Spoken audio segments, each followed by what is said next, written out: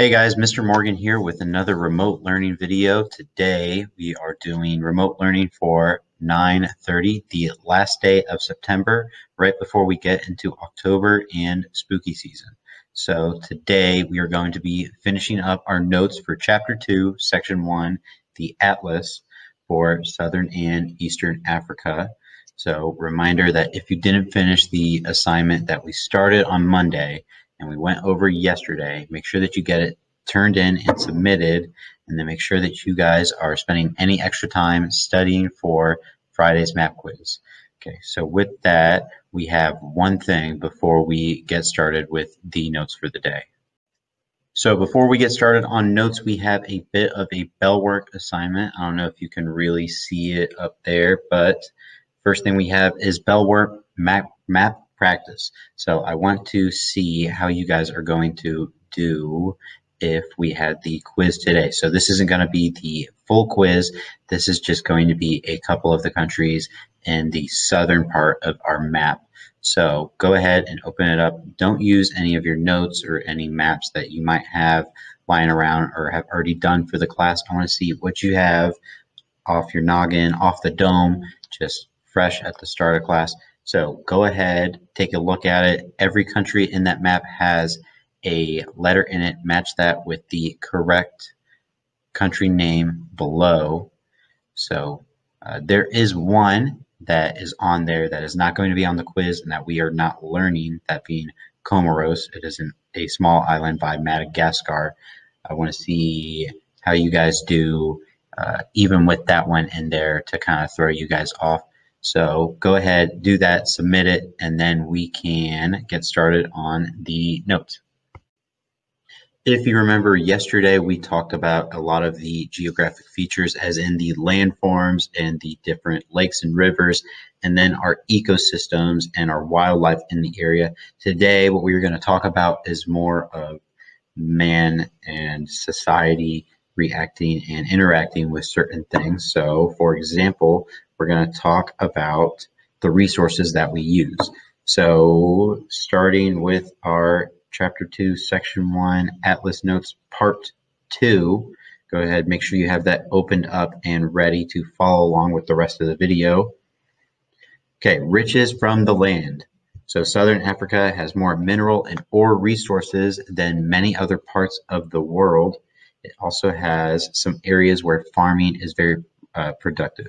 So those are the two ways that we see people using the land in these areas. When we left off, we left it on kind of a cliffhanger, saying we're going to see why people cut down trees and forests for farming and mining. This is why they have so much mineral and ore resources that they want to utilize the land to the best of its ability, and that is why they mine so much of it and utilize a lot of it for farmland.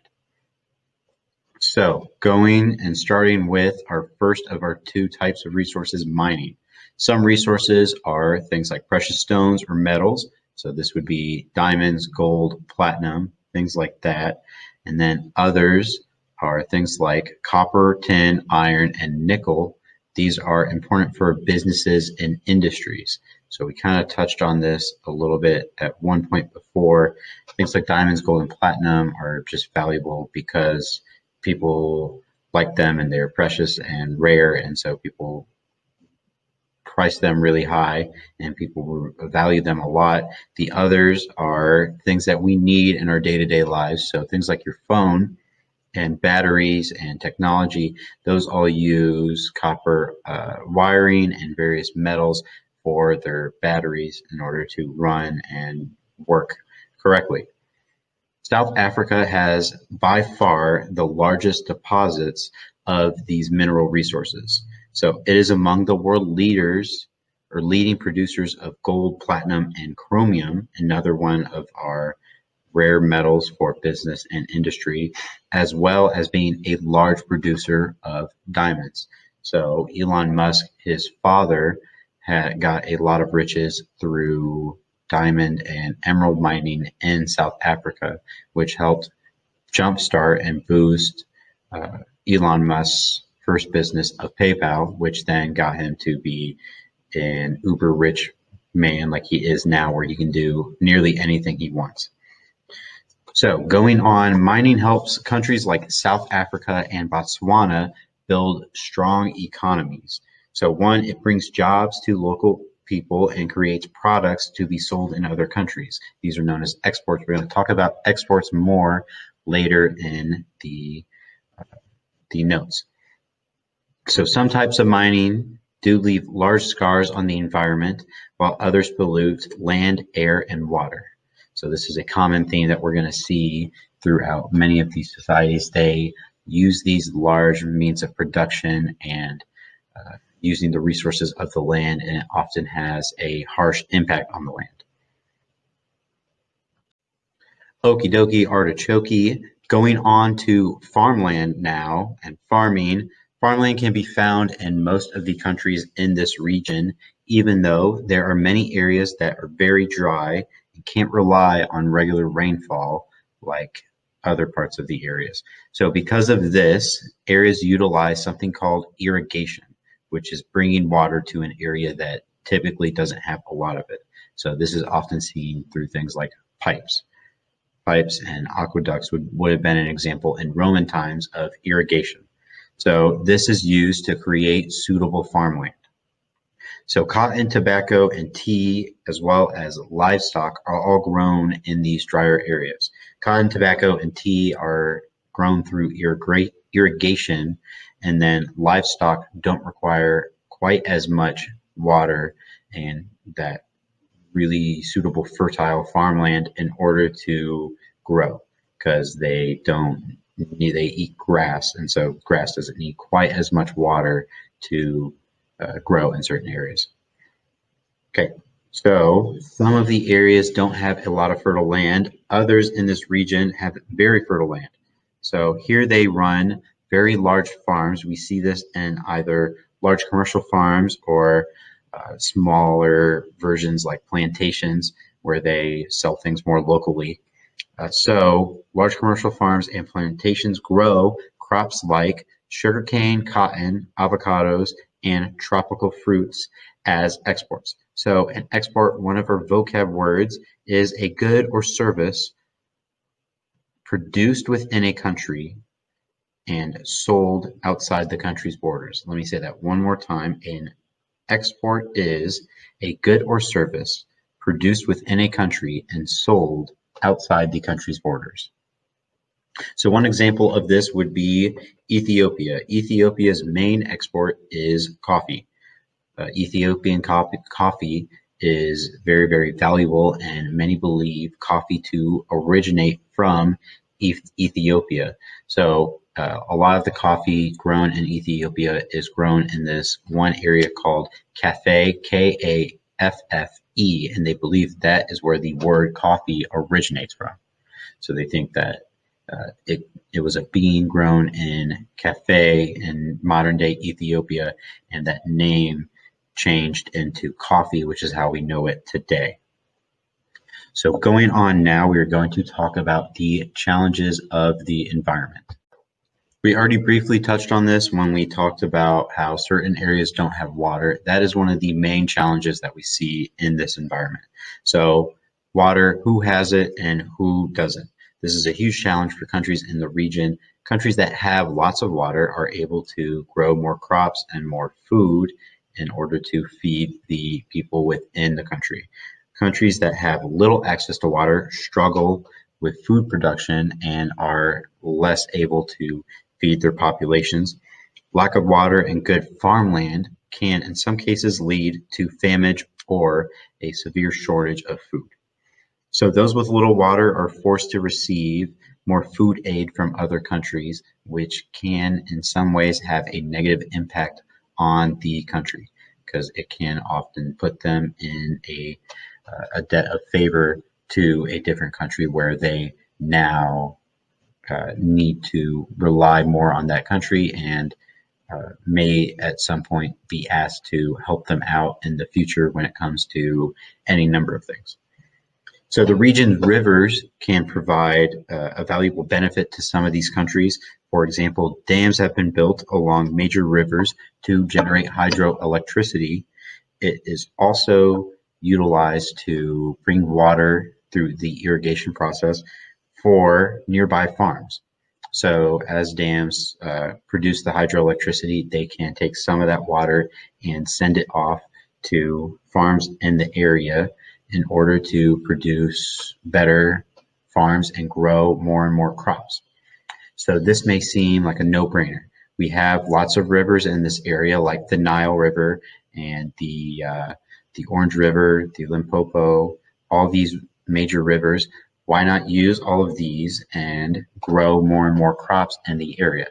Well, rivers like the Nile flow through many different countries, and so this can cause conflict in certain areas. So it can cause conflict as arguments form over who should get to utilize more of the river. If the river flows from the south to the north, countries that are further south, like Uganda, for example, is at the start of the Nile River. If Uganda uses too much of the river's power for things like hydroelectricity or for creating large farms, then there won't be as much when we get to the end of the river in Egypt. So there is an argument over who needs and who should be allowed to use more of the water. So, for example, we can see that same one right there. Uganda uses 5.2 trillion gallons of water every year from the Nile River, while Egypt is allotted 14 trillion gallons of water every year. So certain countries, depending on things like population size and certain exports and amount of potential farmland in the country, are allowed to utilize different levels or different quantities of the river's power. And we can see this same sort of thing happen not just with the Nile, but with any number of rivers. So this is one thing that can cause a lot of conflict, even though it seems like a really good solution. It can cause some issues. So we are going to finish up by talking about disease. So we are going to finish up today, like I said, talking about disease. Disease is a thing that is very rampant in southern and eastern Africa, just like it was in West and Central Africa. So this is just a common thing that we see throughout all of Africa, virtually all of Africa. Disease is very, very rampant. So one thing that we see, another similarity, is the tsetse fly population causing sleeping sickness. This is perhaps even more dangerous in this area. So the tsetse fly population can cause serious problems for farmers in the region, as it is dangerous for humans, but it is even more dangerous to cattle populations. So they're not able to grow things like cows and oxen and different things like that because it is so dangerous to cattle that it makes it virtually impossible. And it's so rampant in parts of this region that part of it is actually known as the tsetse belt. So it's so well known, the tsetse fly population in the area, that it is known as the tsetse belt. So, like I said, this makes it virtually impossible for cattle to be grown in the region, and it has a serious negative impact on human population, as it is also deadly to humans. If we look at some other reasons that we have disease in the area, we can see that many people in southern and eastern Africa do not have access to clean water. So this may seem like something trivial to you or I, where clean water is just so readily available and we don't have to even think about it. Pretty much all the water that we have around us is clean water that we can feel safe drinking.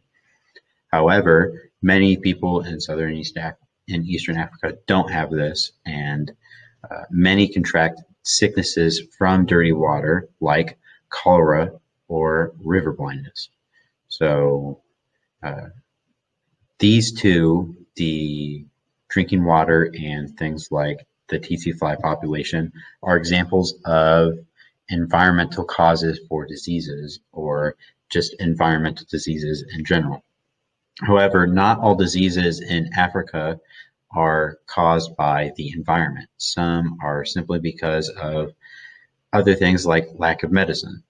And so one that we see is AIDS. AIDS is not an environmental disease and has reached epidemic proportions in this region. We're going to talk about AIDS more later on, but it is important to mention here while we are talking about disease that AIDS is so dangerous in this area. So with that, we have finished our chapter 1 or chapter 2, section 1 notes, and make sure you keep track of where this is. You do not have to submit this. Just make sure you can submit it, and if you do submit it, it will stay there forever so that you don't have to potentially lose whatever is on Canvas. With all of that being said, let me know if you need help with anything. Make sure that you are spending extra time or any free time in class studying for Friday's map quiz. It is just around the corner. It's really sneaking up on us if we're not paying attention. So with all that said, have a nice day. I will see you guys tomorrow when we do our review for Friday's map quiz. Okay, bye.